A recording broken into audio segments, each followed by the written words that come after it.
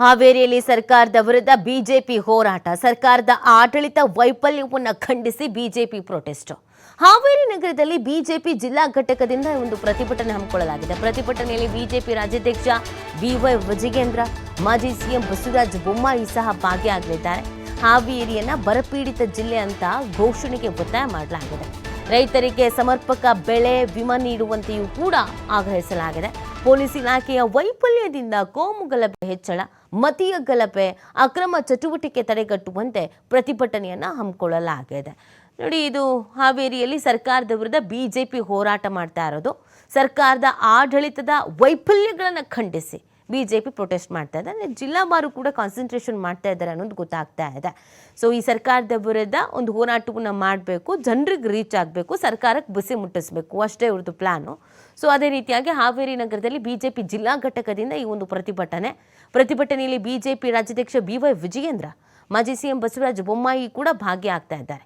ಹಾವೇರಿಯ ಬರಪೀಡಿತ ಜಿಲ್ಲೆ ಅಂತ ಘೋಷಣೆಗೆ ಇದೇ ಸಂದರ್ಭದಲ್ಲಿ ಒತ್ತಾಯ ಕೂಡ ಮಾಡ್ತಾ ಇದ್ದಾರೆ. ಸೊ ಹಾವೇರಿ ಜಿಲ್ಲೆಯಲ್ಲಿ ಒಂದಷ್ಟು ಸಮಸ್ಯೆಗಳನ್ನು ಎದುರಿಸ್ತಾ ಇದ್ದಾರೆ ರೈತರು. ಅದ್ರ ಬಗ್ಗೆ ಫೋಕಸ್ ಮಾಡಿ ಅಂತ ಹೇಳ್ತಾ ಇದ್ದಾರೆ. ಮಾಹಿತಿ ನೀಡ್ತಾರೆ ನಮ್ಮ ಪ್ರತಿನಿಧಿ ಪ್ರಶಾಂತ್. ಸೊ ಬಿಜೆಪಿಯ ಹೋರಾಟದ ರೂಪುರೇಷೆ ಯಾವ ರೀತಿ ಆಗಿದೆ?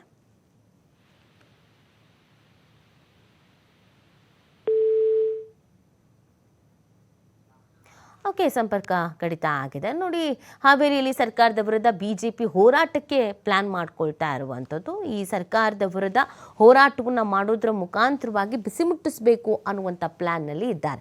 ಹಾವೇರಿ ಬಿಜೆಪಿ ಜಿಲ್ಲಾ ಘಟಕದಿಂದ ಈ ಒಂದು ಪ್ರತಿಭಟನೆಯನ್ನು ಹಮ್ಮಿಕೊಳ್ಳಲಾಗಿದೆ.